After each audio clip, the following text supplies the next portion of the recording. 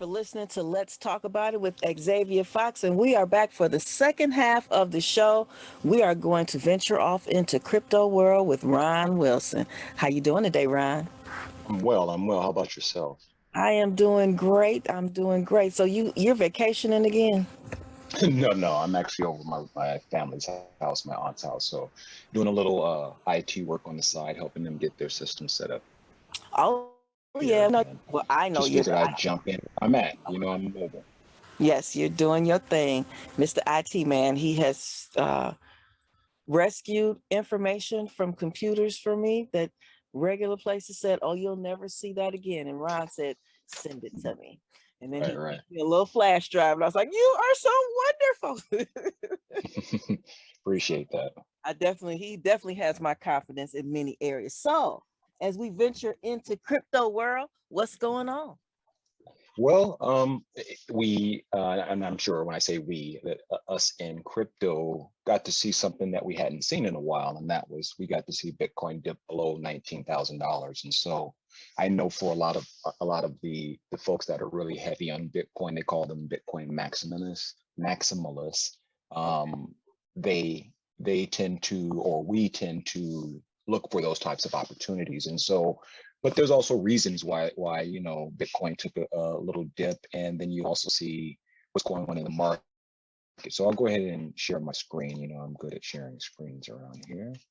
um, since that dip, as you see, Bitcoin actually has recovered. So when you look at kind of the market, and just let me know if you can't see my screen. And I know if we're not live, they don't see it, but I'm showing just a chart of what the I see it. market looks like for the last 7 days. Perfect.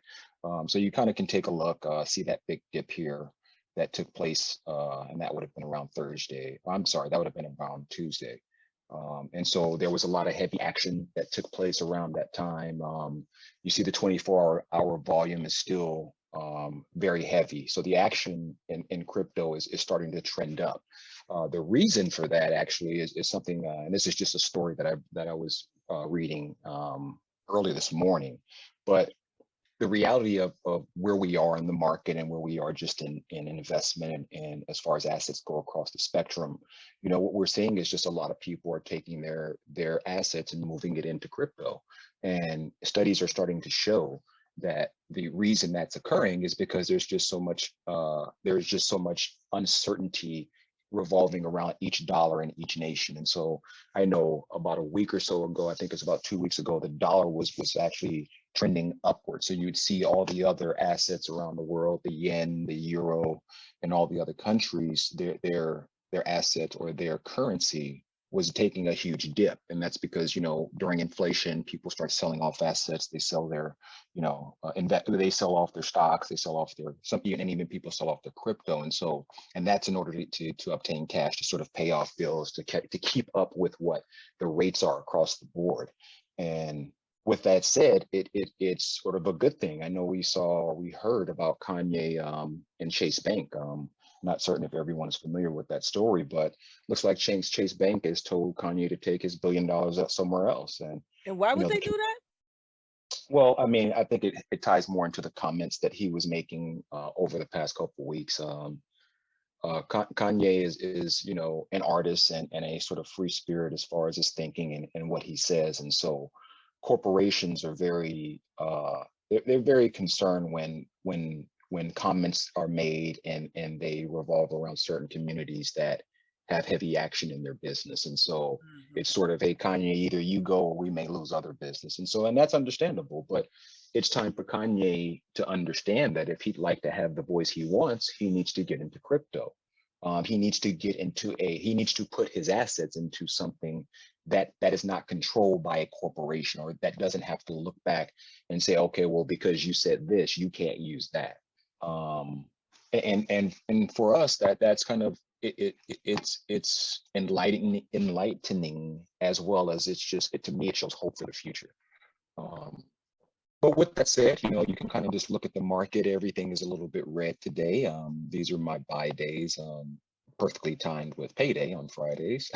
So usually take a little extra change. I figure out what I want to do over the next week, what I can put aside, and the red days are the ones that usually cause pause for me. So even if I had something planned, I normally change my events if I see I have some action that I'm able to obtain. I did mine earlier this week, so I'll be able to still go to the the game this weekend and do a couple activities that, from time to time you do have to treat yourself, and it gets to the point that I've almost become a mole. I used to wonder, how my grandparents would just be home all day, and and honestly, it's been more peaceful for me.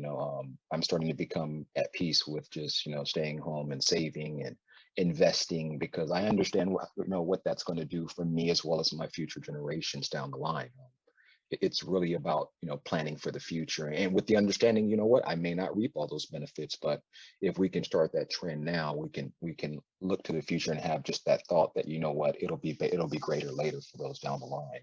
Absolutely. And with grandkids, you definitely start to think like that. So that XRP, um, Yes. is that looking good or is that down? I see it's going up, but Well, I mean, yes, definitely. When you see it's green, it's trending up, which for us is to, obviously, if you had it, to start selling them. Looking at it's 49. I think it was over about the last month, and we speak monthly. So some of the things I reference are going to go back to some of the weeks beyond between our last talk. And so, yeah, it actually has gained some momentum over the last time. I don't know if you heard the news. The SEC is sort of losing the battle with XRP.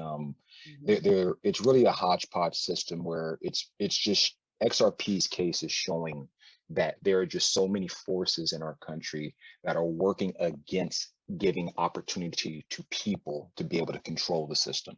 Uh, the way we look at money, we have a belief that it's better for a few people to have control over that and dictate to the rest of the world how it should be used and how it should be handed out, as opposed to systems that allow freedom. Decentralization is kind of our, we're a decentralization nation, and that's kind of our motto. We're trying to get away from banks, and XRP is one of the assets that's taking that on.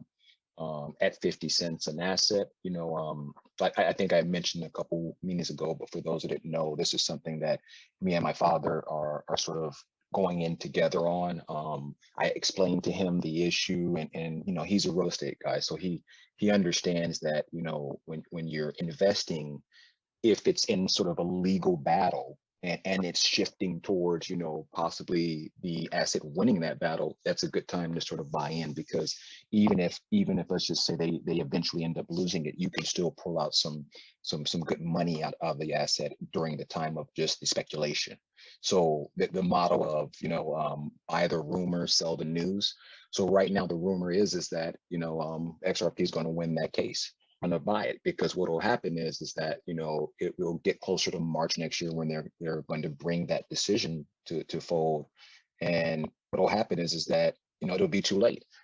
People are, I mean, at that point, I see XRP probably reaching closer to $1. And it has all-time highs that are a little bit higher than that, but I can see XRP definitely at the least doubling over the next 2 quarters. Let's just put it that way. I won't speak in terms of a year, but about 2 quarters, so about 6 months. And that's kind of what all the others are speculating. So when you look in the news, you'll see that there's a lot of corporations that are investing in XRP. I didn't want to make this more of a going through each news report sort of thing, but I just thought this one report was something that was very interesting, because we've been hearing this quite a bit. And what it's showing is that people are just buying into crypto at this point. What do we have to lose? It's kind of the method and the model. I know one of the other stories on here was that the Ukraine is looking to, the Ukraine is looking to preserve some of its art as an NFT, because they understand that we're at war right now. If we happen to lose that war, we can lose these assets. So they want to put them in a situation where they can't be taken or stolen. They're now classified as a one of one piece of artwork that has a serial number, or is tracked, not necessarily a serial number, but it's on the blockchain. So it will forever be able to be tracked and looked back at as this is the original piece of that work, as opposed to, people can replicate and make fakes, but that everyone is just starting to see the light. And for us, as just a community of people that are out here and just living life, we usually are late to the game on some of these things, and then it's usually why we don't make as much. I know a lot of people that made great money on Apple, but as you know, there are people that made life-changing money on Apple. And so that is where we're trying to get our group of followers, and not necessarily followers, but just our community, and to see that portion of the light, like we're really changing the way we do business. And if we're unable to be able to move forward with that understanding, then we're pretty much stuck in the mud. So XRP, is that the one that you cannot buy on Binance US?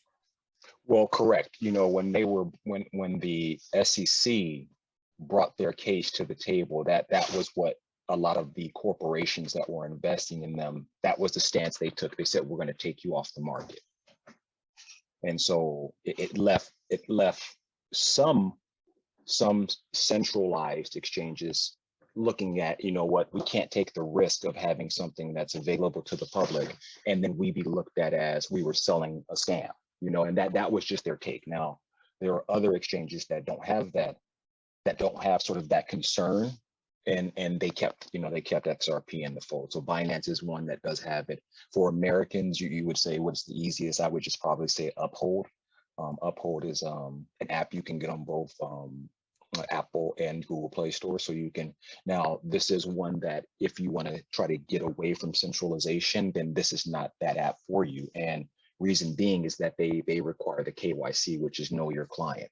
So when you go to their app, they're going to have you put in your social, similar to Coinbase and some of the American-based exchanges.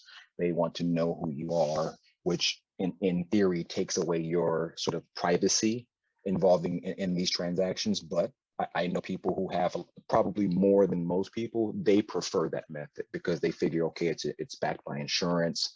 There are options to make that better. Or there's options in case there is an issue, I can go back and have some sort of resolution. Okay. So yeah, I mean, it's, I, in previous calls we've had, I've always mentioned that the top 10 are pretty safe bets. It's just, finding your entry points and finding what fits what you're looking to do. I mean, I would just be curious to ask people, when they ask me, well, which one should I be looking at? Well, what do you like to do? Oh, I'm an artsy person. I like to deal with it. Well, then 9 times out of 10, the things you're going to be doing are going to revolve around art and creativity types of things. Well, that's an Ethereum asset. That's where the primary graphic designers, all of the people in the world or the space of creating art, that's the systems. Uh-oh. Can you hear me?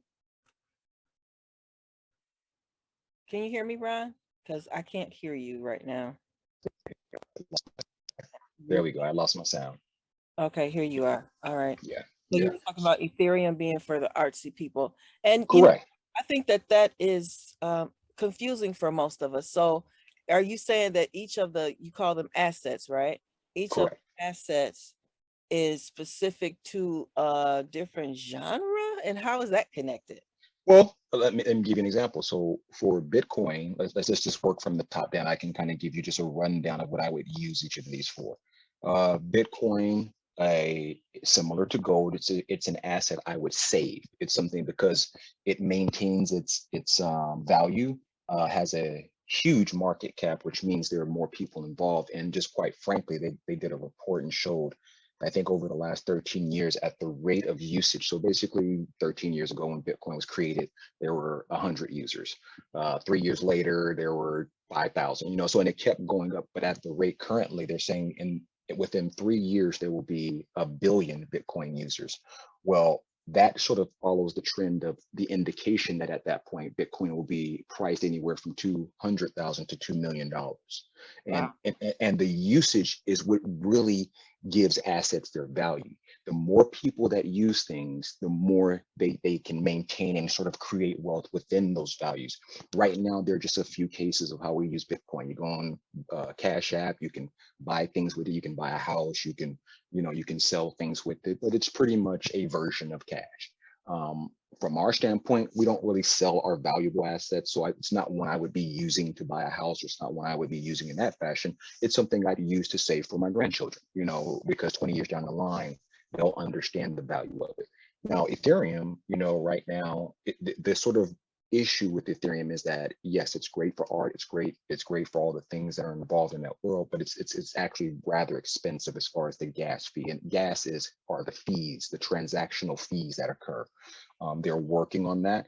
But they also have one of the most secure networks. And so when I'm Sotheby's and I want to make sure this Michelangelo portrait that's a one of one is secure and they're on the blockchain, I'm going to pay extra gas to make sure it's on a network that can maintain that. So, that's why Sotheby's has partnered with Ethereum to start to accept Ethereum to buy their art. Um, but then you go down to Tether and you look at the next two. Well, the number 3 and number 4, Tether and USD, that's just basic cash. That's your dollars, your tens, your fives, and your hundreds. Okay. It says it says a different word than what you're used to hearing, but those are what we call stable coins. And right now, as you see, they're both a dollar. And that's the goal of those, is to maintain their stability at a dollar. So that when I use it today, or say you send me $20 today, well, I want to look back a month from now and it's still $20, as opposed you do the same with the dollar due to inflation and just having it in the bank, the fees and call, you send me $20, I may have 19.50, in true value. The number may say 20, but the reality is I'm getting less for that dollar. Well, this has sort of that same understanding that inflation and all the things you buy do have an impact on stable coins, because you're getting less than what you had before. That's the benefit of a Bitcoin, is that no, it's not losing that value as quickly, or even over time, it's gaining value. But you need stable coins to buy other coins. And so that's sort of just the purpose of those. And then you get into BNB and XRP. BNB is more of a stable coin for their network, or I'm sorry, I apologize, that was completely wrong. This is actually the company stock, let's put it that way. So Binance is a company, the largest exchange in the world. This is their sort of stock. So this is how you can invest in their company. In Binance? Yes, so BNB is their stable coin asset. And I believe they use it as a governance token, which means that people that hold that token have a say, they have voting rights. So if we decide, hey, we want to move from a proof of stake or proof of work to something else, we have to get the acknowledgement for more than, I believe it's more than 50% of the actual stakeholders. So you become a stakeholder, so to speak. I'm trying to, break it down without making it extremely too technical, but that's sort of the goal of the asset itself. And right now at 270, I think the high was about 660, almost $700. Oh, wow. It's a good purchase. Yeah, the Binance. You could, because this is one of the assets where I say I guarantee this one will double at the least. It could go 10 times that, but there's just no doubt. And it's because they're the largest. They're the Adidas. I know everyone thinks Nike's the biggest around the world, but they're the Adidas of the world. They're the Apple, of the world, which has the most actual cash on hand company, I believe, in the world. So that's sort of what that's for. And then you get into XRP, which is more of just a transactional. We use this to do transactions. What those transactions are, I go to a store, I buy something, I use XRP. The fee that's being assessed to the actual vendor is less than what they're paying the Swift or whichever network they use for Visa or MasterCard in their establishment. So what you see is, you ever go to an establishment and they say, okay, well, if you use your debit card, you're going to have to charge you an extra $1. That's because their bank is charging them for that transaction. What this system, decentralized crypto, is trying to do is take away that sort of middleman that seems to be getting rich off of me handing money to you. XRP can minimize those transaction fees, they say, by almost 95%. So if my transaction fee is $1, let's just say, for instance, if it's 5 cents, is a better resource for the vendor, because now the vendor doesn't have to say, I'm going to charge you $1, which makes you want to use it more, which makes me make more money. And it's just a domino effect. So that's more of what XRP is. That's how that asset is used. And they just want to be the fastest and the most used network. The more people that use it, the more the value of the asset goes up. And so that's kind of how that relates to it. And I'm only going through like these top 10, but Binance USD is just another stable coin, just like Tether and USD coin. So there's $1. Anything that you see kind of marked at $1, those are stable coins. Okay. And they're basically not guaranteed, but their theory is they'll never go below 95 cents or above $1.05. So they stay between that 10 cent difference there. And at the worst, they would be 0.95 cents. You would say, well, why is it 95 cents? Well, everyone is bought up I'm sorry, there's so much more stable coin on the actual market. When everyone buys it up and there's less assets available, that's when it goes up to $1.05. So in theory, there are people that just buy stable coins. They wait till they get down to 95 or 96 cents, buy it. You wait till it gets to $1. Well, you say, well, gee, that's 3 cents. You multiply 3 cents by 10 million. You multiply 3 cents by $100 million. And that's their game they play, because they have so much more to invest. So they can just take those little 3 cents by 100 million times, Wow. and that's a profit for them. And Yeah. they just play the stable coin market because it's much more, it's safer. And because you almost can guarantee it's not going to have a 80% drop out the bottom. Right. Right. And then Cardano, Solana, Doge, Cardano is more of an asset that's designed for Southeast Asia and Africa. They want to bring transactional systems to a country and to countries that don't have what we have here. In America, there's thousands of banks, but in other countries, they don't have facilities like that. But what they do have are a bunch of smartphones. And so what Cardano said is, that's great. You won't need to have a bank. We'll do the banking for you through the blockchain, and you just do all your transactions through your phone using our asset. I'm sort of just breaking this down, making it a little quicker so we don't That's what I linger on have. the So idea. I'm at 37 cents now, huh? Correct. It's funny, I had a cousin when it dropped under 40, he's like, man, I'm about to sell almost all I got to get this. And it's kind of just, everyone has a different idea on what they want to do. It's why I really don't push people any direction, but it definitely makes it easier when you kind of know what you want or what you're looking to do, or what are your interests, what piques your interest, what do you think you want to do with your money? Because that's, that at the end, we make money to do something with it. Now, personally, I like to reinvest and sort of keep flipping, but if your goal is to buy property, you may want to invest in some Bitcoin, because what I've seen is that when they started selling real estate with using Bitcoin, is that people were actually getting, in theory, more Bitcoin than they should have gotten for the property. So early on, it was more beneficial to the person receiving, the seller. But now it's trending the opposite way. And so a lot of people have said, you know what, I don't plan on holding the asset as long as I would a property. So I'd rather just take cash up front. Not everyone accepts Bitcoin, and that's really when the billion people using Bitcoin is going to really kick in, because right now just everyone doesn't use it, but as that tide shifts, this will be a generational wealth decision. I just encourage people to be ahead of the game in this case, because you too can have your picture up on the next 6 generations of their house. Right. My Grammy was smart, man. Yeah. It just takes one mind. It takes one, and you can set up generations of just understanding. It doesn't have to be money. As long as I can know they understand money and what to do with it and how to spend it and save it, that's enough for me. Because if they have that understanding, they'll be fine. Yeah, I was listening to a show the other day on the radio, and the guy, he was a financial something or other, and he was saying that the third generation usually blows the money. The first generation earns it, and the second generation has probably watched the first generation. So the first generation earns it, the second generation enjoys it, but knows what the first generation went through to get it. But the third generation is completely spoiled, and they blow it, and then we start all over again. Well, I think that ties more to our community, because I know in other communities, the youth don't have a say, so to speak. Right. This is already set up for them, and this is what you're going to get. This is what you're going to do, and this is how you're going to spend. And you're only getting a portion, because that next portion is going to your heirs, and then it's going to be like it. So as you see, a lot of these people come philanthropists, because they're like, I'm not giving my kids all this money. Why? So they can blow it and do dumb stuff with it. And some of them have stipulations on what you have to do to get your money. Now, my mother-in-law, she was, my mother-in-law was from Pakistan. Her family's Pakistani. And so the money that she left to the grandkids, there were stipulations. Like my daughter still has money waiting for her, because she has to enroll in college in order to get it. Right. and she hasn't done that yet. So it's still sitting somewhere.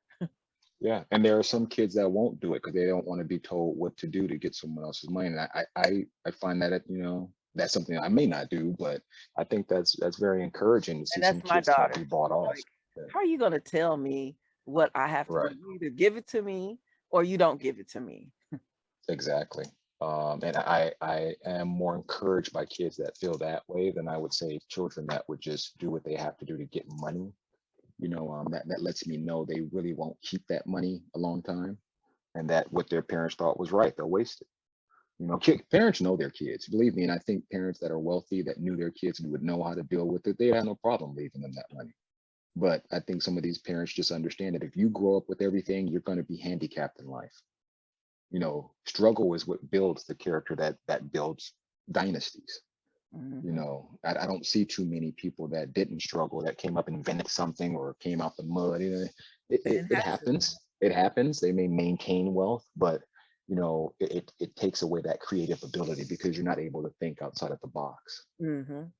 You know, and so yeah. Oh, I want to Uh, ask you about the Dogecoin real quick. I see you switched the screens. So yeah, I can bring that up here. your last show, you were really talking about Dogecoin. So how you feeling about it this month? Well, that's why I wanted to bring this up just so I can kind of show. I'm going to give us a month time frame, which gives us a better understanding. Whoa, there's a lot of action here. So this is what we've done over the month. And if we chart it back to today, if we chart it back to when we spoke last time, it was right around this. Well, I would even say about this part because this is going all the way back. Actually, these are months, so it's this to this. So what this shows us, it's gone down since the last time we spoke, but not by much. I think it went from 77 to about 71. So it's come down. Well, it's 58 now. But again, entry points. I don't know if you saw recently that Elon Musk is actually looking to implement this into the sort of the Tesla network. Tesla obviously is huge in batteries and storage, and so for the renewable energy space that we're in, we have already started hearing speculation that companies like ours can start purchasing equipment and gear from them, batteries, other inverters, things like that, using Dogecoin. Now, our company just hired a senior vice president, and I looked at his bio, and the first thing he mentioned is that he's a blockchain expert that specializes in renewable energy being used for mining. This immediately piqued my interest, and I'm like, whoa, I definitely need to talk to this guy because if our company right now says, okay, we have $1 billion spend, we actually have a $2 billion spend over the next 4 years. Did you drop out? I think we lost your sound again. We can't hear you. Oh no. There You with me now. here you Okay, come. okay. Come on back. Yeah, I don't know, like every 10 minutes or so, my headphone just drops out. But yeah, so if our company right now says, okay, well, we have a $2 billion spend over the next 4 years, we're going to spend, let's just say 10% of that on batteries, Tesla batteries, even better. So we have what is that, $200 million spend on batteries over the next 4 years. So how about we approach this as is right now Doge is at, let's just say 50 to 60 cents. If we can project out that we can take, instead of we say 200 million, so if we could take $20 million and put it into Doge now at anywhere between 50 and 60 cents. And let's just say now, between now and those 3 or 4 years, because that's going to encompass that cycle change that we have coming at the end of 24. And let's just say Doge spikes up to what, $5? Mm, We've literally taken $20 million and covered the $200 million spend that we have over the next 4 years. wow. See, this is the type of understanding that corporations need early, and they need it right now. Because what it can do is they can take less money, put it into the market, wait it out, because companies have time. They have assets where they can set aside $20 million for 2 or 3 years. They do it all the time, but that's a way to now be able to show companies that, hey, you know what?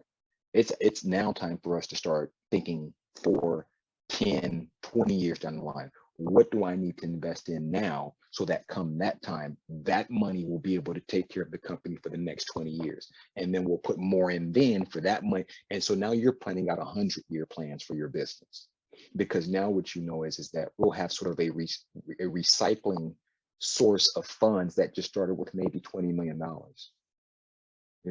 And if you have traders on your team that use that, they can almost double or triple that because if they're in the market constantly, just using the asset, buying it when it's low, selling it back when it's high, just flipping it constantly.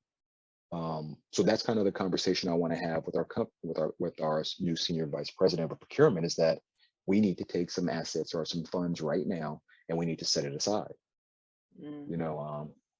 And I think that approach, now I have had conversations with some higher people than this person, and just, general hey, what do you like to do? I'm in crypto. And a lot of the upper management, just people who've been in finance, they're always very leery of anything new or anything that's unstable or uncertain. So I kind of know where it may lead to, but I will be able to say, you know what, I told you so. Mm-hmm. This is what you should have did. And they'll know it. I won't have to say I told you so. So I should take like $2,000. I can't take $200,000. I can take $2,000 and stick it in there, and in 3 to 4 years, I could pull out some decent money. Definitely. Because I can promise you, by the end of 24, all these numbers you see, these cents, Doge at, let me go back to the page here. Doge at 10, 50 cent, Cardano at 30 cent. Like, these are going to be dollars come our next cycle. Like, and just like Bitcoin's going to be over the hundreds of thousands come the next cycle, maybe close to 1 million. And that will be trending back down towards the bottom. And the bottom, the next cycle will be the top of this cycle. So the bottom next time for Bitcoin will be 69,000. The bottom 4 years from then, 200,000. The bottom 4 years from then, 2 million. And it's just going to keep trending upwards. Wow. But it'll seem drastic because when the bottom is at 60,000, the top is going to be at 200,000. And you're going to see it come back down and see like, my life is over. Then it's going to go from 60 4 years from there, going to go up to 2 million. It'll come back to 200,000. My life is over. Not thinking, okay, it gets to 200. I'm selling out. I'm gonna buy back at 69. Okay, boom. It did from 69 to and 69 to 2 million seems weird. I'm sorry, 69 to 200,000 was the marker. So yeah, it's going to seem weird when it gets to 200,000 and comes back to 69. You're like, Bitcoin's over. It's not going to work. It crashed. Well, not really, because the previous low was this 19,000, which we're at right now. So did it really crash? Or did you get in too late and now you lost part of your money? Right. You weren't listening to this show this time. You weren't listening to this show 3 or 4 years ago. Right. And now you're wondering why I got in at 200,000 and now my money dropped. What's the problem? It's because you weren't listening. You didn't believe. You didn't have faith. You didn't have the time. You didn't want to stop buying shit you don't need for your future. Right. And that's a lot of people's problem right there. They don't want to stop buying stuff they really don't need. Right. And invest in something that's going to turn into something. So I still haven't bought any more Cardano. I guess I should go ahead and do that. It's not a thing, Xavier, I need to buy. It's when you see the market. So first of all, not spending as much, being able to save. That's the first step, is you have to be able to allocate funds that will not need to be touched. Oh, I have that. I got that already. I got that. But I'm speaking more to the masses, not to you specifically. Yeah. But the first step for a person is that you just have to be able to have a good hold and sort of understanding of what your expenses are now. Because right now I can tell you until January what my spend is. Mm-hmm. I can't nail down what gas will be and things like that, but that's a fluctuating type of expense I have. But I can tell you all the rest of my expenses for the year. I know exactly how much, and I know how much I'm making from work, not on the side, But and so as long as that, so I'm spending, say, what is it, 4 months? My yearly spend is 40 grand. See, I'm spending about 10 grand over this next time. I'm making 20. Okay, I have, and then realistically, okay, I got 2,000 to put aside over the next year. Let me spread that out over these next 4 months. That's 500 a month. Mm-hmm. That's just really what it is. And that I still set aside my car breaks down money. I set aside, if fucking house burns down money. You know, If the house that's burns down, that's your that's homeowner's insurance. insurance. Correct. But the reality is that shit takes time. I mean, you're gonna have to come out your pocket. You know, I'm not waiting for people, and I'm not gonna be staying in some of these they where they want me to stay. So I may come out my own pocket. You Of course, know, I haven't been through that. I hope I don't have to go through that. But man, if this squirrel correct. But in this house, I'm gonna have to leave. Somebody gonna have to put me up. yeah, definitely. Oh, okay, go ahead. No, but and so yeah, it's I'm just trying to help change sort of the thought process and just show that there are other options to people. I know we all you hear. So when you turn on, I watch, you know, business news. I watch quite a few of the shows, Mad Money, and you would think that the assets they talk about are the only things that are available to the public. It's just that, you know, they're not going to tell you about the stuff that they're really making money off of until they've done it. They're Right. not going to speak on these things because what that does is push you to that way, and guess what? They make less money. Um, and yeah, so I mean, look at our charts today. I know I'm looking at it the opposite of what I would buy at, but we're just looking at Cardano's up close to 10. What is it? About 3 cent over the last day. You know, you have Sunday Swap was a huge Cardano asset that we're sort of we've bought into. So we got into Sunday, and I think it was under a penny, and so that one has definitely done us well. Yeah. But we were actually, because we were Cardano owners, and remember they airdropped some Sunday swaps, so we actually got some Sunday for free. Oh wow. Yeah, and when you get into an asset early, to bring people to the asset, they usually airdrop some assets to early users or to early investors. Um, but I want to look at the chart how I like to look at it is I like to see where the red is coming from, what asset has dropped. I know you see this and say, well, wait a second, Cardano was at the top. This is actually a what they call a leverage tradable asset. So when you see that 3x there to the left, it says ADA 3x, that's a long trade type of asset. This is not Cardano per se. This is a bet on Cardano going up asset. That's 4x. That's like 4x. Correct. Exactly. This is a 3x example, but yeah, so that wouldn't be one we'd be looking at. But what I'm looking for are those top assets that took the biggest hit. And we know the ones that we are used to from the top. And mind you, Ethereum, Bitcoin, they rarely will drop a large percentage over a day, but a 1% drop of Bitcoin is billions of dollars. Right. So I'm kind of looking in the red, and what I see are not really any of the assets I look towards it are in an area I would buy at, but Raven is one of them that, you know, we mine Raven. And so the reason we keep an eye on Raven is because we mine it, we're using it to buy other assets. So we're not really mining Raven to keep Raven. Raven will be used just like Dogecoin, just like XRP. It's a transactional tool. They have what they say is the fastest network that does transactions. So same thing, but when we mine it, we use it and then we immediately trade it for Bitcoin, or we trade it for, you know, whatever we want to use that asset for. And so this is what makes mining beneficial. And I know a lot of people have reached out to me to sort of get some assistance with that.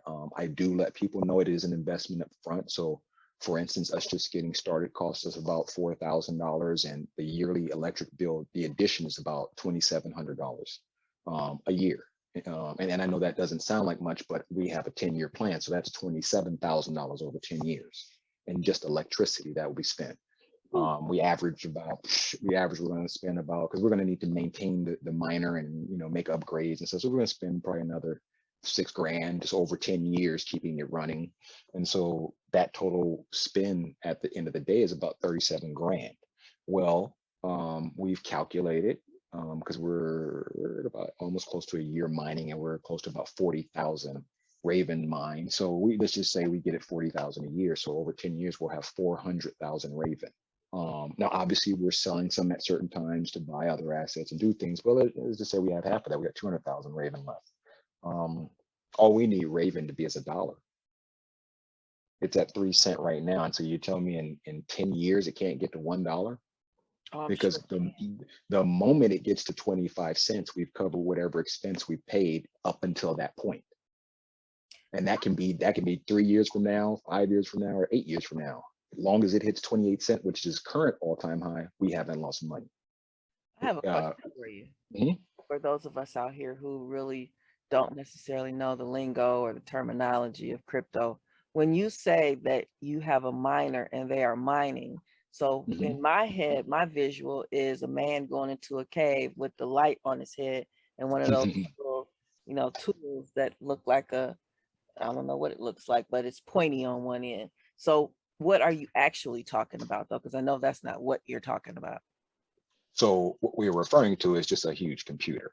Um, I'm actually bringing up just an example so you can see a picture of what they look like in general, but this is just your regular desktop computer. This is a good example right here. Let me just show you a picture of one.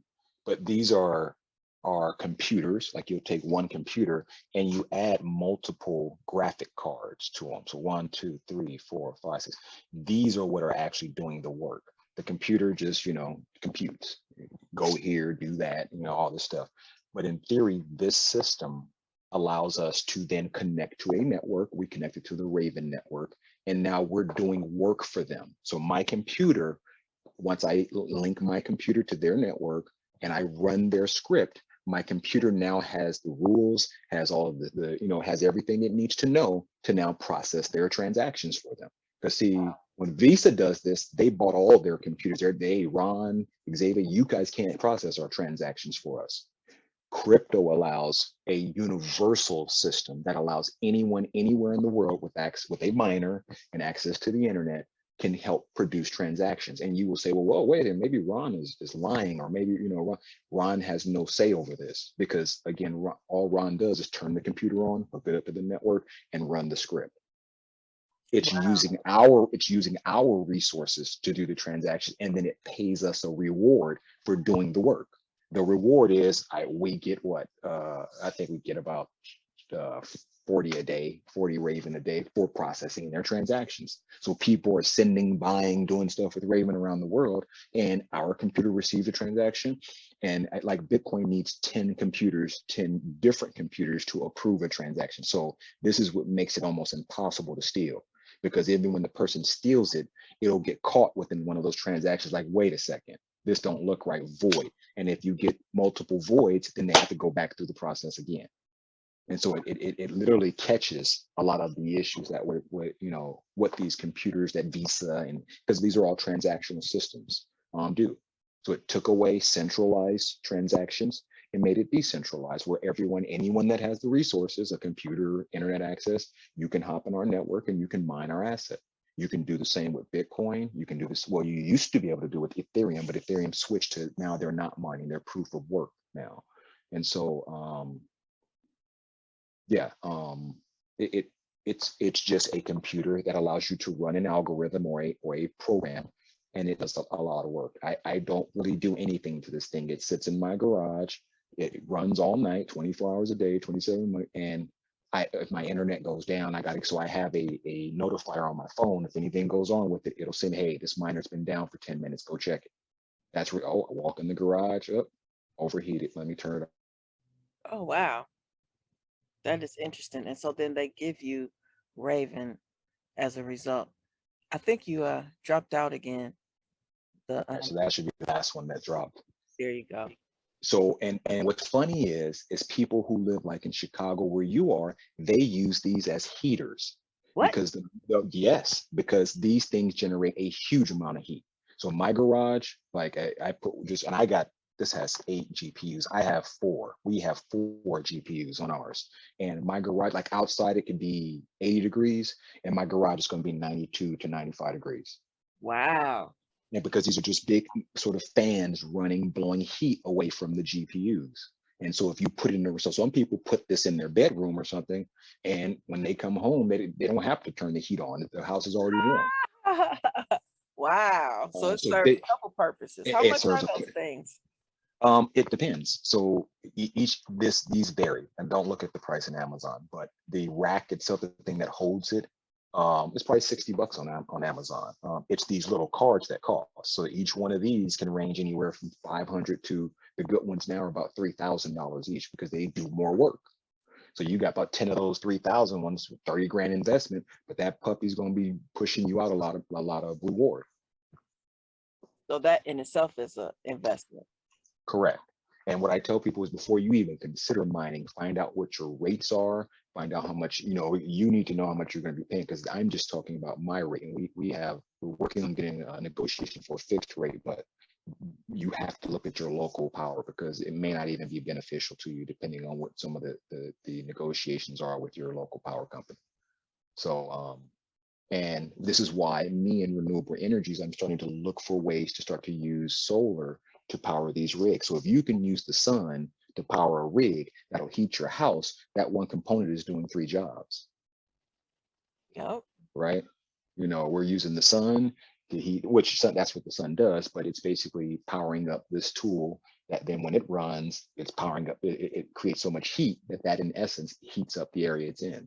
We were just So discussing solar power on the last segment with regard to these electric cars, and that they go, I think he said 400 miles, but then it takes 45 minutes for a full charge or something like that. And he was saying that he thinks that at some point they'll have something on the roof where the sun will recharge the car. Correct. So Tesla's already working on that. They actually they're looking for a completely rechargeable car. So it'll have solar panels on the roof, charge the battery, which they just have to have enough panel space. Cause see, the size of a car is really not enough space to generate enough power for a car. So they're working on just getting more powerful panels or what is the filament within it to be able to absorb enough sunlight to create more power. So it's coming. Let's just put it that way. They're way ahead of the game on this, and they also have that new truck coming out, and it'll have a bed that kind of lays out and allows more panels to fold out.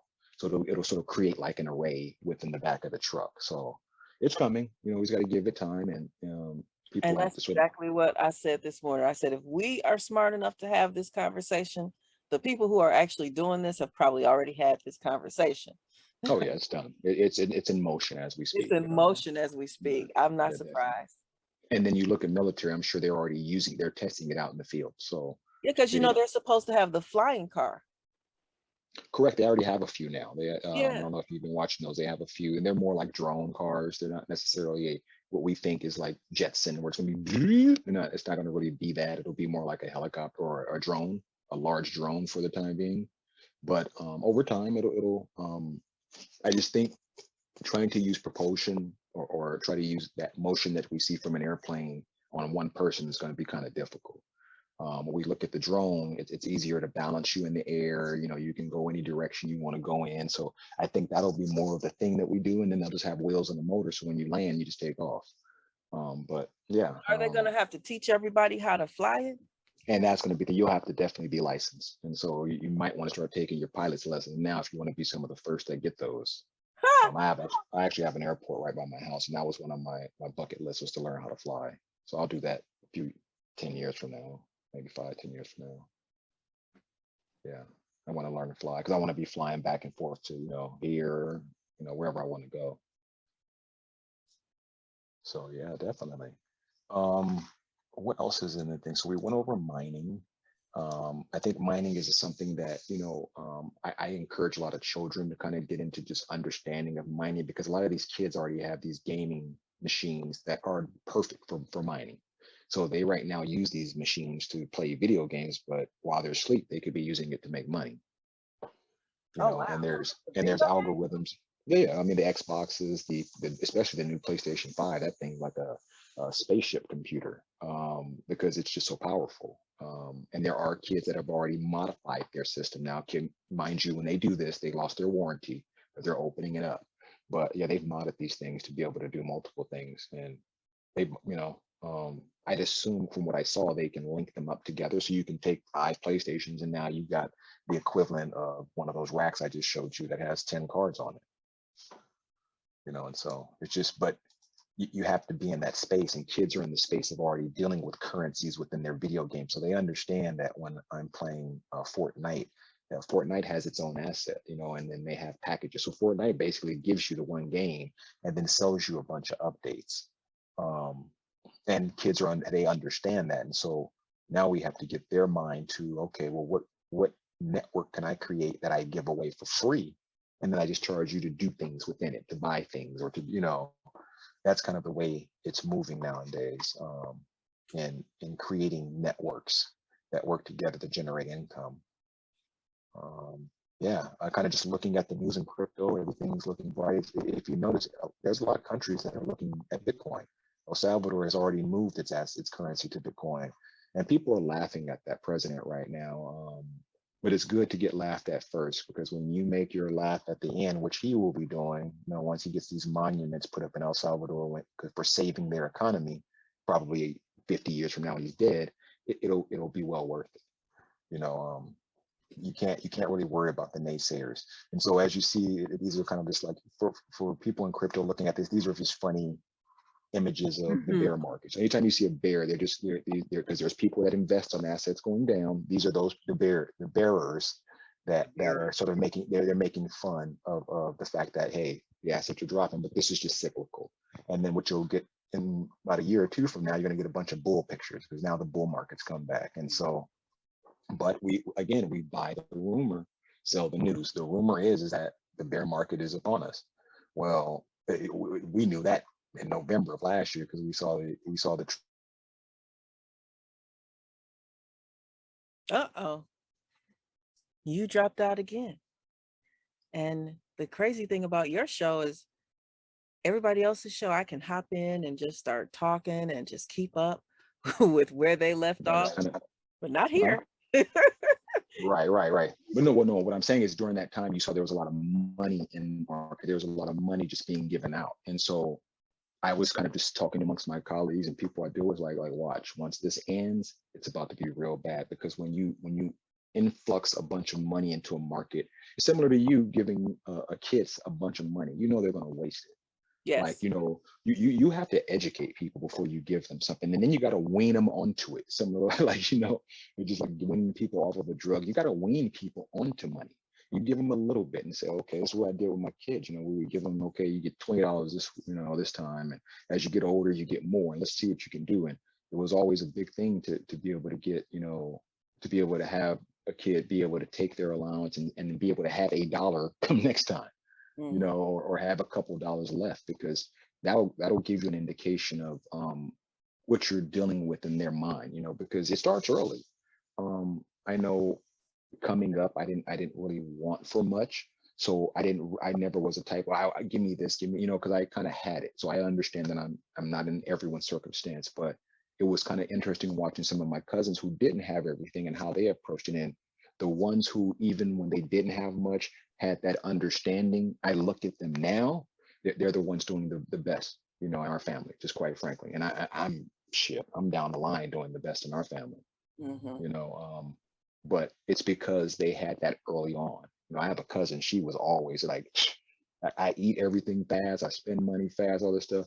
And by the time I'm finished eating all my food, she just finished her fries and is sitting there looking like, see, should have took your time. It's just sitting in front of me, and it killed me. But she understood taking your time. What some of us are just so in a rush to do everything that we aren't able to grasp and see the whole picture. And she saw that at a young age, and it didn't surprise me that now she's just like A1. And if I were to pass early, or if anything were to ever happen to me, I would say that's who I want, taking that on from me. And then she'll know who to pass it on when she goes. Sorry about this call. Oh, I thought that was your alarm, because mine just went off too. We're at 5 minutes. Can you believe it? It always goes so fast.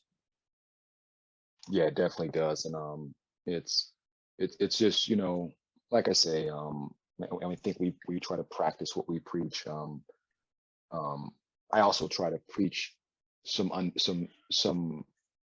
sort of knowledge to the masses that is not what everyone else is talking about. And I know there are quite a few people that talk about crypto, but I want to give a more thorough, understandable. So in computers, they had computers a long time before they gave you the Windows, which represented that graphic user interface.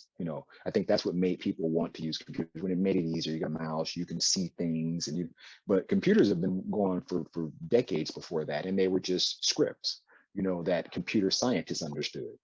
The moment we're able to change crypto from that script sort of interface with the users and move it into the Windows era, it's going to be over.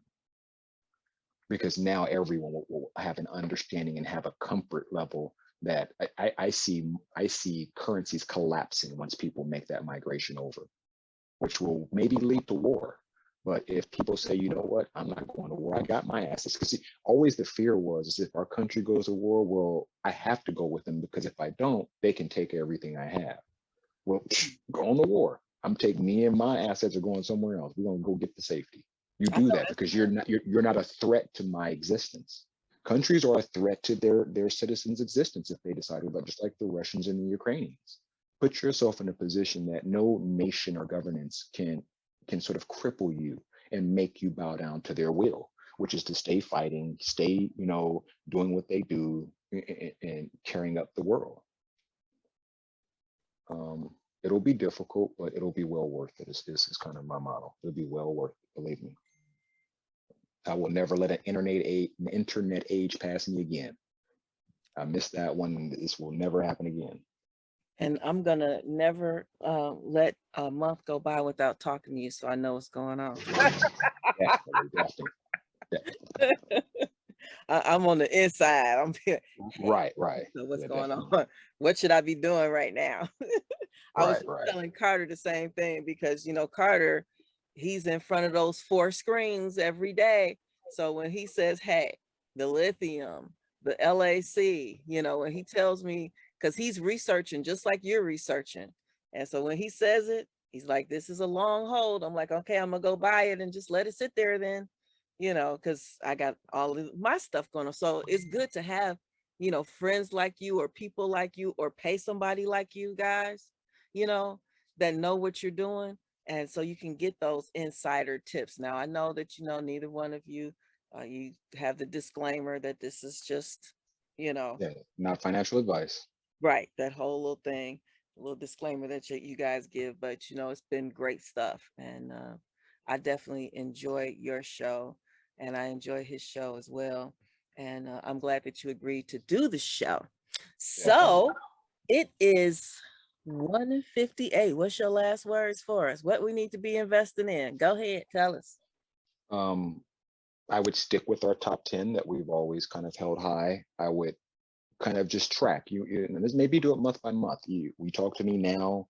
This is look at one as, okay, I like XRP. Let me look at what it is now. We had this call with Ron. Let me look at what it is next month when we have this call with Ron. Had I put $100, where would I be now? Kind of just do an example in your mind that's not real. And then just look and see, okay, in that time, the asset went down, let's just say. And how that would equate to me is I should have bought more. But and the reason I say do this is because it's easier to do it with not in real money, just like you're kind of just practice with assets. And I think what that will start to show, but what you'll see though is that over time you're like, wait a second, okay, it went down more. Damn, had I bought more, had I kept buying more, and now it takes that spike, this is what I would have at the end. And so it's kind of just do some examples in your mind. And this can be with any asset. Let me look at what Apple stock is. Let me see what it is today. I talked to Carter's message was today. Let's go back, or one of the assets, the lithium that you were referring to. Let's look at what it is then. And what you're going to start to see is that, it's not us that's making these. Oh man, you dropped out. Darn. Are you there still? Okay. All right, Ron. We're right at about 2:00 and you dropped out on me again. So I'm gonna have to figure out how to get back to you and how to reduce my screen. Because even though our listeners don't see you, I do. Can you hear me? Can you hear me? Now I hear you. Okay, we're at 2:00. Okay. And yeah. So accumulate. Thank you, Xavier. It's been wonderful. it always is. And when is your next show? I'm not going to even lie, Xavier. I usually, sir, you tell me, when is the next day? Oh, I know it's November, what, 16th? I know that my next show, see, you guys are spoiled. You do 1 show a month.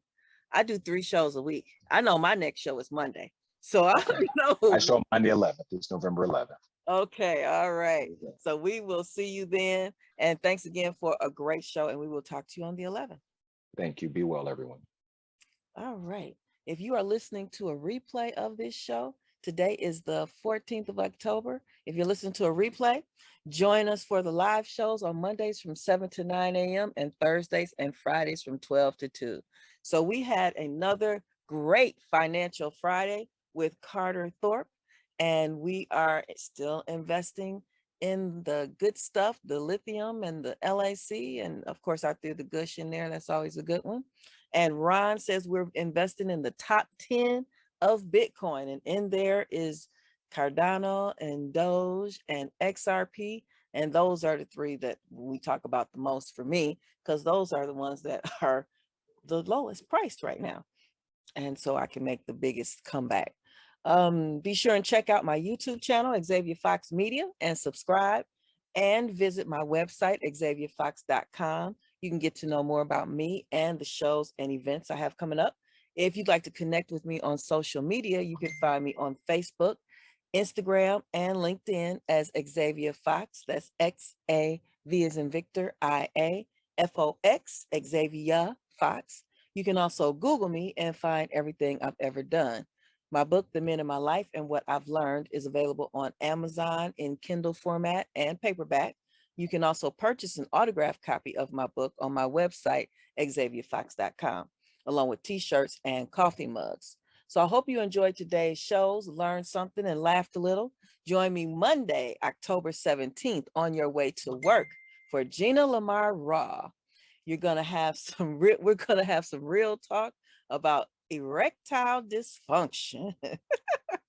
Then catch my special guest interview with Greg Osser, certified life coach. Until then, stay safe and be prosperous, and I'm out.